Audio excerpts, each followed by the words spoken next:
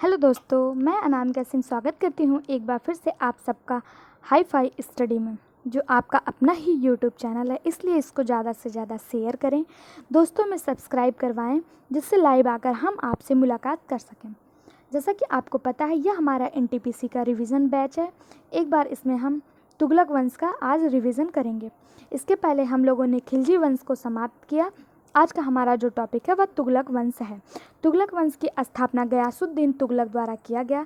गयासुद्दीन तुगलक जो था, इसका नाम गाजी मलिक हुआ करता था।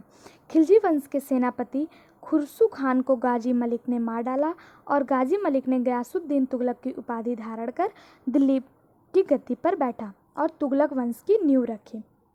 गयासुद्दीन तुगलक सिंचाई कार्यों को प्रारंभ कराने वाला पहला सुल्तान था। तुगलकाबाद के पैलेस या किला परिसर का निर्माण गयासुद्दीन तुगलक द्वारा ही करवाया गया था। तुगलकाबाद के पैलेस शाह किला परिसर का निर्माण किसने करवाया? तो गयासुद्दीन तुगलक ने इसका निर्माण करवाया था। गयासुद्दीन तुगलक इसने 29 बार मंगोलों के आक्रमण को विफल किया था। गयासुद्दीन तुगलक जो था, इसने सिंचाई के लिए कुओं और नहरों का निर्माण करवाया था। नहरों का निर्माण कराने वाला यह प्रथम शासक था जिसने सिंचाई के लिए नहरों का निर्माण करवाया था। गयासुद्दीन ने अलाउद्दीन के समय में जो कर लिया गया था, जो भूमि ली गई थी लोगों से, इसने उसे लौटा दिया था। इसने दिल्ली के समीप स्थित पहाड़ियों पर तुगलकाबाद नगर की स्थापना की थी, जो रोमन शैली में निर्मित इस नगर में एक दुर्ग का निर्माण भी करवाया था। तुगलकाबाद नगर की स्थापना किसने की? तो गयासुद्दीन तुगलक ने तुगलकाबाद नगर की स्थापना की और वहाँ पर इसने एक दुर्ग भी बनवाया जो रोमन शैली में बना हुआ था। दिल्ली के समीप बंगाल के अभियान से लौटते समय अफगानपुर में लकड़ी से निर्मित स्वागत महल में धराशायी हो जाने से गयासुद्दीन तुगलक की मृत्यु हो जाती।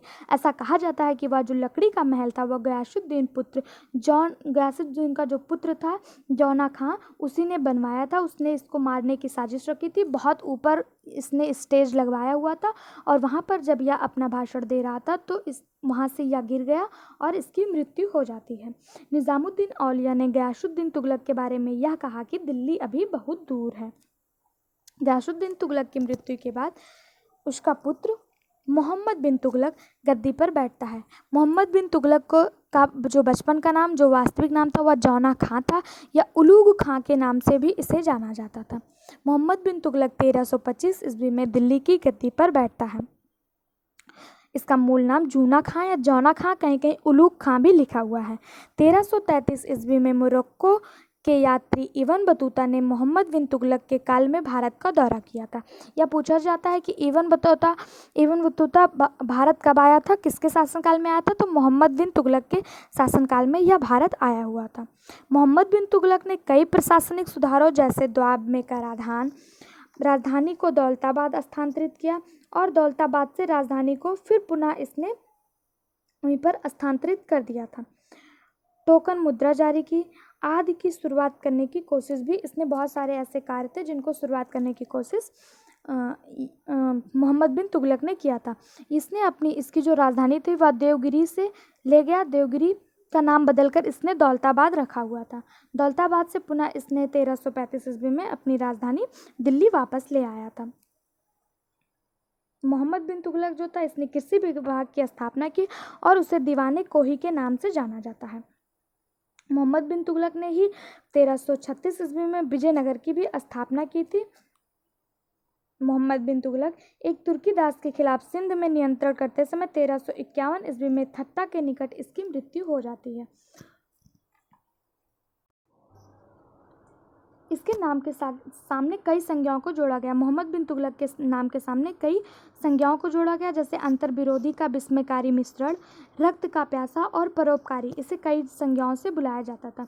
दिल्ली सल्तनत के सभी सुल्तानों में मोहम्मद बिन तुगलक सर्वाधिक शिक्षित और विद्वान तथा योग्य माना जाता है। इसके जो शिक्षक थे वो मौलाना गयासुद्दीन थे। इसने अपने भाई, जो इसका चचेरा भाई था फिरोज शाह तुगलक, उसको नायब बर्ग की पद पर प्रदान किया था। यही फिरोज शाह तुगलक आगे चलकर मोहम्मद बिन तुगलक की हत्या कर देता है और दिल्ली के शासन को संभालता है। मोहम्मद बिन तुगलक ने दोआब के क्षेत्र में कर की वृद्धि को बढ़ा दिया था। यह इसकी पहली योजना थी। या अपनी राजधानी देवगिरी से ले जाता है और देवगिरी का नाम बदलकर दौलताबाद रखता है। दौलताबाद से पुनः यह अपनी राजधानी दिल्ली वापस ले आया। इब्न बतूता की जो पुस्तक रहला है उसमें मोहम्मद बिन तुगलक के समय की सारी घटनाओं का वर्णन किया गया है।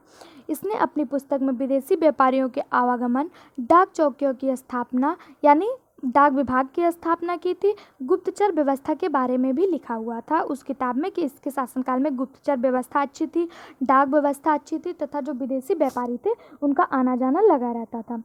इसने सांकेतिक मुद्रा भी चलवाई थी जो कांसा की बनी होती थी और बरनी के अनुसार तो वह मुद्रा तांबा की थी, परंतु फरिश्ता नाम के एक थे उनके अनुसार वह मुद्रा कांसा की हुआ करती थी जिसका जो मूल था वो चांदी के रुपए टंका के बराबर हुआ करता था। एडवर्ड थॉमस ने मोहम्मद बिन तुगलक को प्रिंस ऑफ मनियार्स की संज्ञा दी थी। इसके शासनकाल के समय में ही हरिहर और बुक्का नाम के दो भाइयों ने 1336 ईस्वी में स्वतंत्र राज्य विजयनगर की ही स्थापना की थी। महाराष्ट्र में अलाउद्दीन बहमन शाह ने 1347 ईस्वी में स्वतंत्र बहमनी राज्य की भी स्थापना की थी। बरनी के अनुसार इसकी 5 मुख्य योजनाएं थी, जैसे दोयाब क्षेत्र में कर की वृद्धि करना, देवगिरी राजधानी ले जाना, सांकेतिक मुद्रा जारी करना, खुरासान पर आक्रमण करना और कराचिल की अभियान इसकी प्रमुख कार्य योजनाएं थी। यह दिल्ली सल्तनतों में प्रथम शासक था जो हिंदुओं का जो त्यौहार है उसमें शामिल होता था। मुख्य रूप से यह होली के त्यौहार में भाग लिया करता था। मोहम्मद बिन तुगलक की मृत्यु ठट्टा के निकट गौडाल में सिंध जाते समय 20 मार्च 1351 ईस्वी में हो गई थी। इसकी जब मृत्यु हुई तो उस पर बदायूं ने लिखा था कि सुल्तान को उसकी प्रजा से और प्रजा को अपने सुल्तान से मुक्ति मिल गई। ऐसा क्यों कहा उसने? क्योंकि जो ये मोहम्मद बिन तुगलक था यह बहुत कट्टर मुसलमान था, यह लोगों पर बहुत ज़्यादा अत्याचार किया करता था, इसलिए उसने कहा कि सुल्तान को उसकी प्रजा और प्रजा को उसके सुल्तान से मुक्ति मिल गई। राजमुंदरी के अभिलेखों में इसे दुनिया का खान भी कहा जाता है। मोहम्मद ने बदायूं में मारिन मुहिर, दिल्ली में शेख निजामुद्दीन औलिया और मुल्तान में शेख रुकनुद्दीन, अनुजधन में शेख मुल्तान आदि संतों के मकबरे भी बनवाने का कार्य मोहम्मद बिन तुगलक ने किया था। मोहम्मद बिन तुगलक की हत्या फिरोज शाह तुगलक के द्वारा कर दी जाती है। फिरोज शाह तुगलक इसी का चचेरा भाई था जो गयासुद्दीन तुगलक के छोटे भाई रज्जब का पुत्र हुआ करता था। इसी के द्वारा मोहम्मद बिन तुगलक की हत्या कर दी जाती है और फिरोज शाह 1351 ईस्वी में गद्दी पर बैठता है। फिरोज शाह तुगलक उसने अपने भाई जौना खां की स्मृति में जौनपुर शहर की स्थापना की। जौना खां कौन? वही मोहम्मद बिन तुगलक। उसकी स्मृति में इसने जौनपुर शहर की स्थापना की। सिंचाई के लिए इसने भी कई नहर बनवाए। दीवाने खैरात जो गरीब और ज़रूरतमंद लोगों के लिए एक विभाग बनवाया जिसका नाम दीवाने खैरात रखा। इसने दासों के लिए भी एक विभाग बनवाया जिसका नाम दीवाने बंदगान रखा हुआ था। दार उल सिफा गरीब लोगों के लिए मुफ्त अस्पताल और भोजन चिकित्सक का उपाय भी इसने करवाया था फिरोज शाह तुगलक ने। नए शहर फिरोजाबाद, फतेहाबाद, जौनपुर, फिरोजपुर और हिसार की स्थापना करवाई थी। कहा जाता है कि इसमें से इसको जो है फिरोजपुर सबसे ज़्यादा पसंद शहर था। मोहम्मद शाह तुगलक वंश का अंतिम शासक के रूप में माना जाता है। कहीं कहीं यह भी लिखा है कि नसरुद्दीन मोहम्मद तुगलक वंश का अंतिम शासक था और कहीं कहीं पर लिखा है मोहम्मद शाह तुगलक वंश का अंतिम शासक था। मोहम्मद शाह तुगलक को ही खलीफा द्वारा कासिम अमीर उल मोमीन की उपाधि प्रदान की गई थी। इसने उड़ीसा में जो जगन्नाथ का मंदिर है 1360 ईस्वी में ध्वस्त कर दिया था। किसने? फिरोज शाह तुगलक ने। फिरोज शाह तुगलक ने जगन्नाथ मंदिर को 1360 ईस्वी में ध्वस्त किया तथा इसी के द्वारा नगरकोट का एक प्रसिद्ध मंदिर ज्वालामुखी मंदिर था जिसे 1361 ईस्वी में ध्वस्त कर दिया जाता है। फिरोज शाह तुगलक लगभग 1200 बाग भी लगवाए थे। फिरोज शाह तुगलक ने 5 बड़ी नहरों का भी निर्माण करवाया था। 5 तो बड़ी नहरें और लगभग 300 नहरों का इसने निर्माण करवाया था। फिरोज शाह तुगलक ऐसा शासक था जिसने ब्राह्मणों पर जजिया कर लगाया। पहला मुसलमान शासक था जिसने ब्राह्मणों पर जजिया कर लगवाया हुआ था। फिरोज शाह ने एक नया सिंचाई कर भी लगाया जो उपज का 1/10 भाग हुआ करता था। मेरठ और टोपड़ा में अशोक स्तंभों को लाकर इसी ने दिल्ली में स्थापित किया था। फिरोज शाह तुगलक ने जो अशोक के स्तंभ मेरठ और टोपड़ा में थे उसको यह लाकर दिल्ली में स्थापित करवाया था। फिरोज शाह ने कई अच्छे काम भी किए थे, जैसे अनाथ मुस्लिम महिलाओं के लिए, विधवाओं एवं लड़कियों को सहायता के लिए एक नए विभाग दीवाने खैरात की स्थापना भी करवाई थी। सल्तनत कालीन सुल्तानों के शासनकाल में सबसे अधिक दास जो थे वह इसी के शासनकाल में हुआ करते थे। लगभग 1,80,000 दास फिरोज शाह के शासनकाल में हुआ करते थे। दासों की देखभाल के लिए इसने दीवाने बंदगान भी बनवाया हुआ था। इसने अपनी आत्मकथा फतुहात ए फिरोज शाही की रचना भी खुद ही की थी। इसने अपनी आत्मकथा लिखी थी फतुहात ए फिरोज शाही। फिरोज शाह की आत्मकथा क्या नाम है? तो फतुहात ए फिरोज शाही। इसने चांदी एवं तांबे के मिश्रण से निर्मित सिक्के भी बनवाए थे, जिसे अद्धा और विख के नाम से जाना जाता है। फिरोज काल में निर्मित खाने जहां तेलंगानी के मकबरे की तुलना जेरूशलम में निर्मित उमर की मस्जिद से की जाती है। फिरोज शाह ने दिल्ली में कोटला फिरोज शाह दुर्ग का निर्माण भी करवाया था। फिरोज शाह ही वह शासक था जिसने ससगानी नामक सिक्का चलाया हुआ था। फिरोज शाह जो मध्यकालीन भारत का कल्याणकारी निरंकुश शासक के रूप में जाना जाता है। फिर उसके बाद इसकी मृत्यु जो है फिरोज शाह की सितंबर के महीने में 1388 ईस्वी में हो जाती है। फिरोज शाह को सल्तनत युग का अकबर भी कहा गया है। सल्तनत युग का अकबर किसे कहा गया? तो फिरोज शाह तुगलक को सल्तनत युग का अकबर कहा गया है। फिरोज शाह की मृत्यु के बाद नसरुद्दीन मोहम्मद तुगलक दिल्ली की गद्दी पर बैठता है, पर वह ज़्यादा लंबे समय तक शासन नहीं कर पाता है। यह तुगलक वंश का अंतिम शासक हुआ करता था, नसरुद्दीन मोहम्मद। यहाँ पर जो फिरोज शाह तुगलक लिखा हुआ ये नहीं होगा। तुगलक वंश का अंतिम शासक जो था वो नसीरुद्दीन मोहम्मद हुआ करता था। नसरुद्दीन महमूद तुगलक वंश का अंतिम शासक था। तैमूर लंग ने इसी के समय 1398 ईस्वी में दिल्ली पर आक्रमण किया था। नसरुद्दीन के समय में ही मलिक कुर्सर्क जो पूर्वावृत्ति थी इसने उपाधि धारण की हुई थी। एक हिजड़ा मलिक सरवर ने जौनपुर में एक स्वतंत्र राज्य की स्थापना की थी। नसरुद्दीन मोहम्मद महमूद तुगलक की मृत्यु के बाद सैयद वंश की स्थापना होती है, जो खिलज खां के द्वारा किया जाता है। खिलज खां ने सैयद वंश की स्थापना की 1414 ईस्वी में। खिलज खां को सैयद वंश का संस्थापक माना जाता है। उसने रियाते आला की उपाधि धारण की हुई थी। खिलज खां ने सुल्तान की उपाधि न धारण करके रियाते आला की उपाधि धारण की हुई थी। इसने सुल्तान की उपाधि नहीं धारण की और कौन सी उपाधि धारण की? रियाते आला की उपाधि धारण की। खिलज खां तैमूर लंग का सेनापति था। भारत से लौटते समय तैमूर लंग ने खिलज खां को मुल्तान, लाहौर एवं दीपालपुर का शासक नियुक्त किया हुआ था।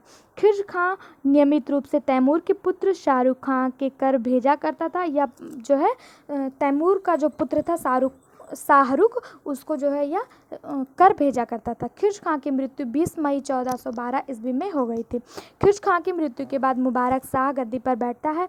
मुबारक शाह 1421 ईस्वी में गद्दी पर बैठता है। मुबारक शाह ने शाह की उपाधि धारण की और अपने नाम के सिक्के भी चलवाए। याहिना बिन अहमद सरहिंद को मुबारक शाह का संरक्षक था। इसकी पुस्तक तारीख़ मुबारक शाही में सैयद वंश की जानकारी प्राप्त होती है। सैयद वंश की जानकारी हमें कहाँ से प्राप्त होती है? तो जो मुबारक शाह की पुस्तक है तारीख़ ए मुबारक शाही, वहाँ से हमें सैयद वंश की जानकारी प्राप्त होती है। यमुना के किनारे मुबारकाबाद की स्थापना मुबारक शाह ने करवाया था। मुबारक शाह का जो उत्तराधिकारी था वह मोहम्मद शाह हुआ करता था। मोहम्मद शाह। अब हम देखेंगे मुबारक शाह की मृत्यु के बाद मोहम्मद शाह, या जिसे मोहम्मद बिन फरीद के नाम से भी जाना जाता है। मोहम्मद शाह ने बहलोल लोदी को खाना की उपाधि दी थी और अपना पुत्र कहकर पुकारा था। जो मुबारक शाह का पुत्र था मोहम्मद शाह, इसने जो बहलोल लोदी था उसको खां की उपाधि दी थी और इसे अपना पुत्र कहकर पुकारता था।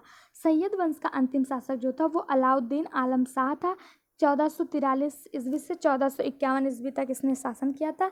सैयद वंश का शासन लगभग 37 वर्षों में ही सिमट गया था। सैयद वंश का जो शासनकाल था वो 37 वर्षों तक ही चला था। सैयद वंश की ख़त्म होने के बाद बहलोल लोदी जो है वह लोदी वंश का स्थापना करता है। बहलोल लोदी दिल्ली का प्रथम अफगान सुल्तान था। इसी ने लोदी वंश की नींव रखी। 19 अप्रैल 1451 ईस्वी को गाजी और शाह गाजी की उपाधि धारण किया था बहलोल लोदी ने। बहलोल लोदी अफगान के गिजलई कबीले की एक शाखा जो थी साहूलेख में पैदा हुआ था। जौनपुर को दिल्ली में मिलाने वाला भी बहलोल लोदी ही था। यह अपने सरदारों को मकसद अली कहकर पुकारता था। इसके द्वारा बहलोली सिक्के भी चलाए गए थे। वह अपने ऐसा कहा जाता है कि बहलोल लोदी के जो सरदार थे वह जब खड़े होते थे तो बहलोल लोदी स्वयं भी खड़ा हो जाता था।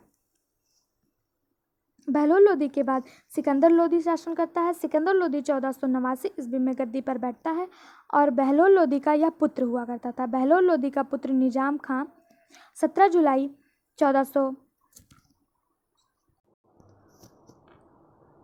बहलोल लोदी का पुत्र निजाम खान 17 जुलाई 1489 ईस्वी में सुल्तान सिकंदर शाह की उपाधि धारण कर दिल्ली के सिंहासन पर बैठता है। सिकंदर लोदी का जो वास्तविक नाम था वह निजाम खान था। इसके बचपन का नाम निजाम खान था। इसने सुल्तान सिकंदर शाह की उपाधि धारण की और 17 जुलाई 1489 ईस्वी को सिंहासन पर बैठा था। सिकंदर लोदी बहलोल लोदी का पुत्र था जिसने बिहार और पश्चिम बंगाल पर विजय प्राप्त किया था। जौनपुर के हुसैनाबाद सर्की को पराजित कर सिकंदर ने बिहार पर विजय प्राप्त किया था। सिकंदर ने गुलरुख नाम के फारसी छंद भी लिखवाए थे और 1504 ईस्वी में इन्होंने आगरा शहर की स्थापना करवाई और 1506 ईस्वी में अपनी राजधानी दिल्ली से आगरा स्थानांतरित करने वाला पहला शासक सिकंदर लोदी था। सिकंदर लोदी ने आगरा शहर की स्थापना करवाई। अब पूछा जाता आगरा शहर की स्थापना किसने करवाई, तो आगरा शहर की स्थापना सिकंदर लोदी द्वारा करवाया गया और आगरा को अपनी राजधानी बनाने वाला पहला शासक भी सिकंदर लोदी ही था। इसी ने नगरकोट में स्थित जो ज्वालामुखी मंदिर था उसको तोड़ दिया था। ज्वालामुखी मंदिर पहले भी तोड़ा जा चुका है, अगर आपको याद हो। सिकंदर लोदी ने इसे दोबारा तोड़ा था और इसने इसके जो टुकड़े थे उसे कसाईयों को मांस तोड़ने के लिए दे दिया था।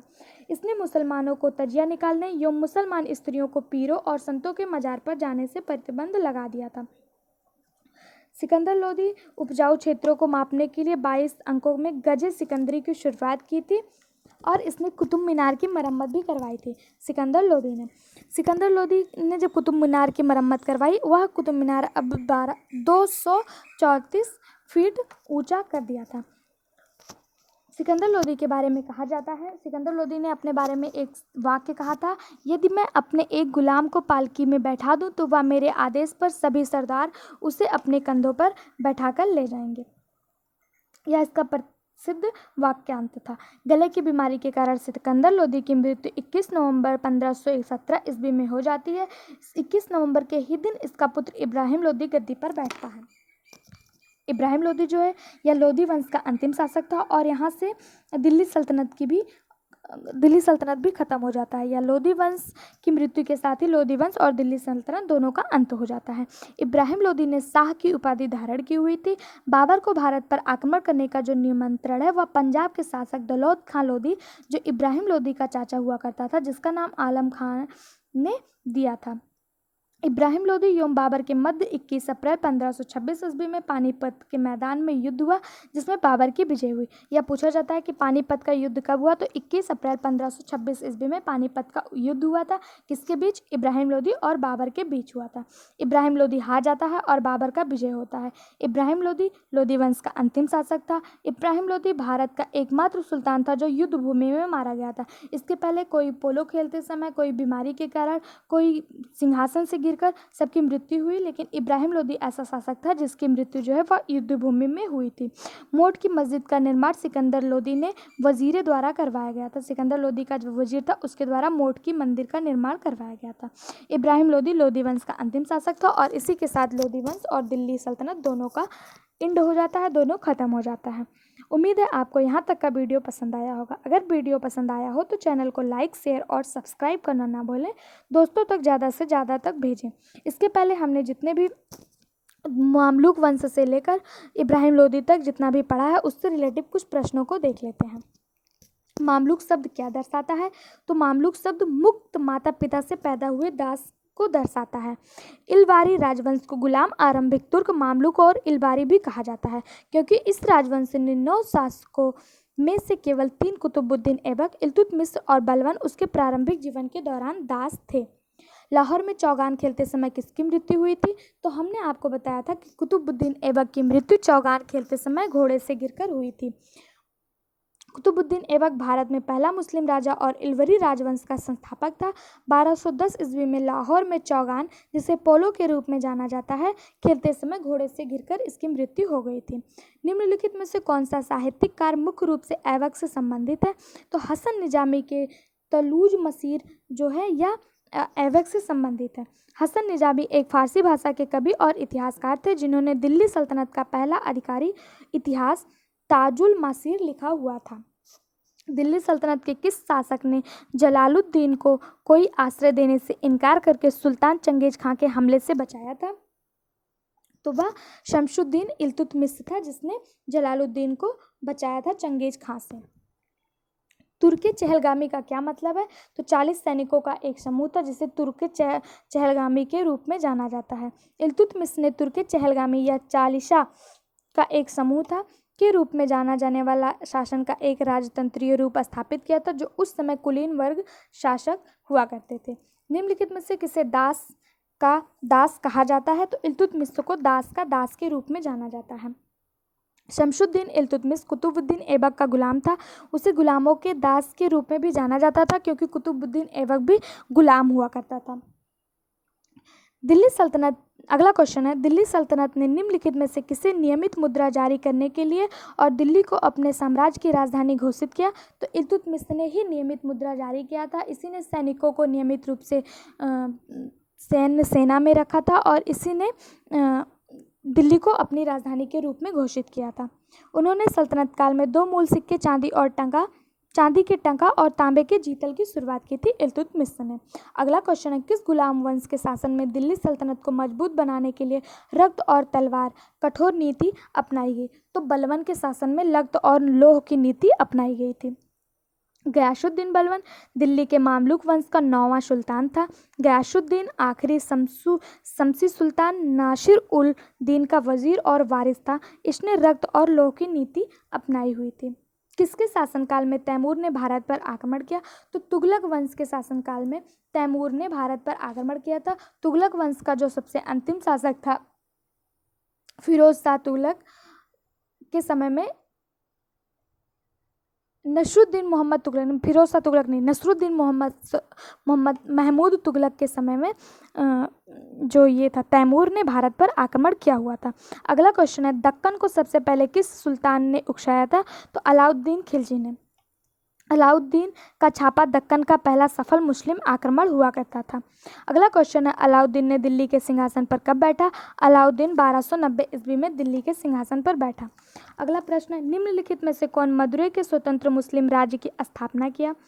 जलालुद्दीन एहसान शाह ने मदुरै के जो स्वतंत्र मुस्लिम साम्राज्य है उसकी स्थापना की थी।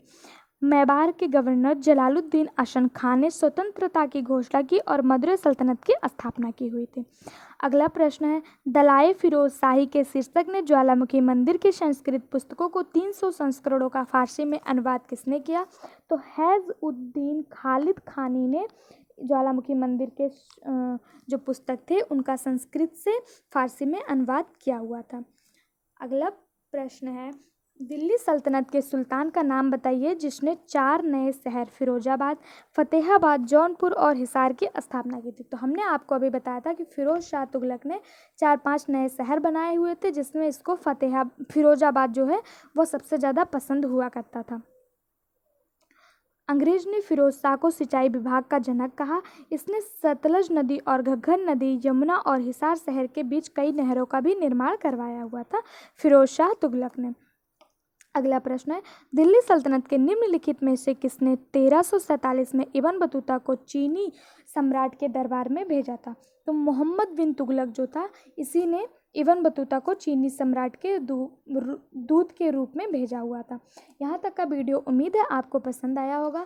अगर वीडियो आपको थोड़ा सा भी अच्छा लगा तो इसे ज़्यादा से ज़्यादा शेयर करें अपने दोस्तों के पास और सब्सक्राइब करें, बेल आइकन पर क्लिक कर लें जिससे सारे अपडेट्स आपको मिलते रहें। अगला जो हमारा टॉपिक है वह मुग़ल साम्राज्य है, इसके बारे में हम नेक्स्ट वीडियो में पढ़ेंगे। उम्मीद है आपको वीडियो पसंद आया होगा। Thank you. लाइक, शेयर और सब्सक्राइब करना ना भूलें।